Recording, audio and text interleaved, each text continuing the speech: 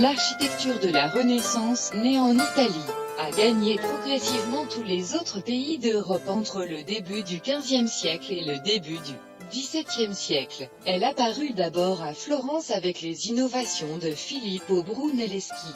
À la faveur des guerres d'Italie, il toucha la France puis les Flandres, le Saint-Empire, les Balkans, l'Angleterre, la Russie en exerçant une influence variable et contrastée d'une région à l'autre. Le style Renaissance met en valeur les notions de symétrie,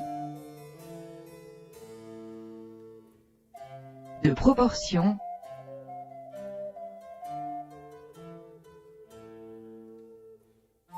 de régularité, d'équilibre des motifs, de l'Antiquité classique et de l'architecture romaine en particulier.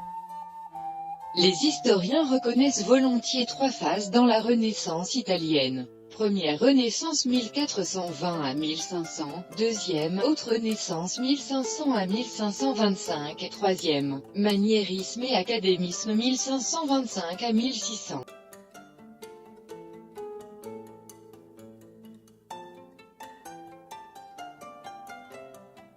La première Renaissance voit la redécouverte et l'imitation encore partielle et maladroite de l'architecture romaine antique, à la fois à partir de l'observation des ruines romaines, et du déchiffrement d'architecture de Vitruve, les possibilités de la perspective linéaire.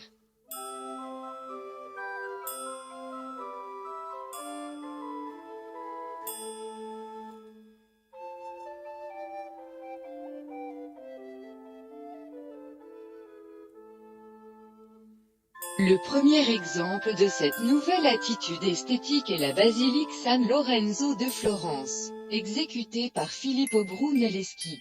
Sa principale caractéristique est la prédominance des proportions mathématiques, marquée par un ordre spatial modulaire, basé sur des formes cubiques, avec les nerfs droites orthogonales et des avions plats. Cette architecture est devenue austère rigueur géométrique avec un paradigme pour les bâtiments les plus avancés de la Renaissance florentine. Dans la vieille sacristie de San Lorenzo sont trois caractéristiques importantes. La réintroduction volontaire que les membres anthropomorphiques classiques pilastres corinthiens, avec colonnes ioniques et une architrave pleinement développée. L'usage exclusif des relations géométriques de base et un fort accent sur la centralisation spatiale. Brunelleschi a conçu la sacristie comme un cube surmonté d'un dôme hémisphérique, où le dôme est présenté comme un rayon de soleil, où chacun des 12 rayons représente les 12 apôtres. C'est une façon de représenter l'univers. Dans les nerfs Brunelleschi sacristie vecchia et illumine les contraintes dans le tambour. Il a d'autres œuvres comme le dôme et la lanterne de la cathédrale Santa Maria del Fiore à Florence, l'hôpital des Innocents à Florence, la basilique Santa Croce à Florence.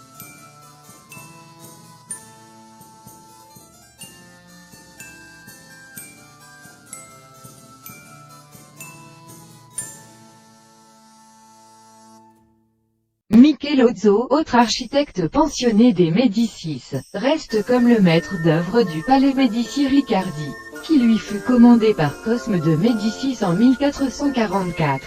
Michelozzo donne le prototype des palais florentins, façade peu éclairée, appareil au relief atténué d'un niveau à l'autre, portillé carré entouré d'un portique à colonnes antiques. Accès par le milieu de la façade permettant d'avoir dès l'entrée une perspective vers le jardin, à travers le cortillé.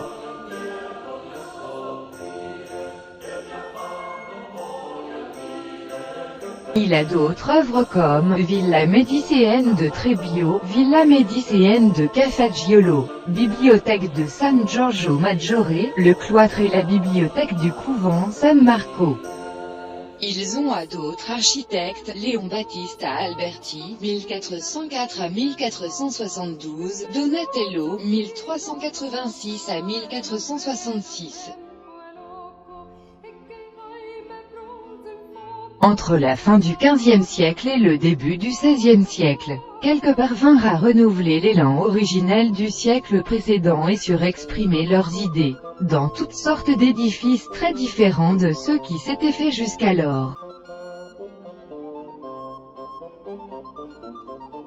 Bramante, natif d'Urbino, délaissa la peinture pour l'architecture, à Rome. Bramante construisit le tempietto du cloître de San Pietro in Morio, un édifice circulaire qu'il qualifiait lui-même de joyau architectural. Ce modeste temple, qui occupe l'emplacement supposé du lieu de supplice de l'apôtre Saint-Pierre, adapte l'ornementation retrouvée sur les ruines du temple de Vesta, le plus sacré de la Rome antique. Il contraste spatialement avec le cloître qui l'entoure entièrement. Lorsque l'on s'en approche depuis le cloître, on voit qu'il est bâti dans une cour comportant arcs et colonnes, dont il est un écho.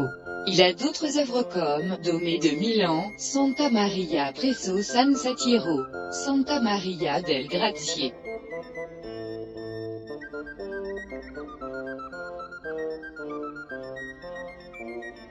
Le maniérisme travaille sur le vocabulaire antique pour étonner, obtenir des effets d'une grande plasticité, la forme prime sur la fonction. Licence importante par rapport à la grammaire des ordres, jeux formels, rupture d'équilibre, solétisme par rapport au vocabulaire antique. Michel-Ange est l'un des géants de la période, ses créations marquent la haute Renaissance. Il excellait tout à la fois en peinture, sculpture et architecture et pour toutes ces disciplines. Sa production a bouleversé les conceptions traditionnelles. La basilique Saint-Pierre de Rome. Le plan retenu à la pose de la première pierre en 1506 était de Bramante. Ensuite plusieurs changements furent introduits par les architectes postérieurs, mais Michel-Ange, lorsqu'il se chargea du projet en 1546, décida de revenir au plan en croix grecque de Bramante et redessina les piliers, les murs et le dôme, donnant aux infrastructures basses des proportions plus massives et éliminant les allées, identiques au transept rayonnant autour du chancel.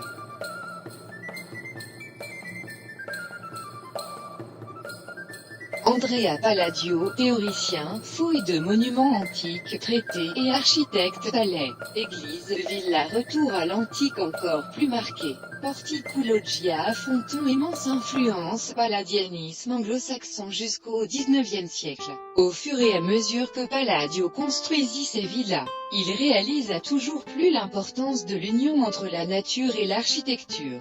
Comme la Villa Rotonda est construite au sommet d'une colline offrant une magnifique vue, Palladio choisit de ne pas faire une seule façade principale, mais 4 façades qui font ainsi bénéficier le propriétaire d'un panorama extraordinaire.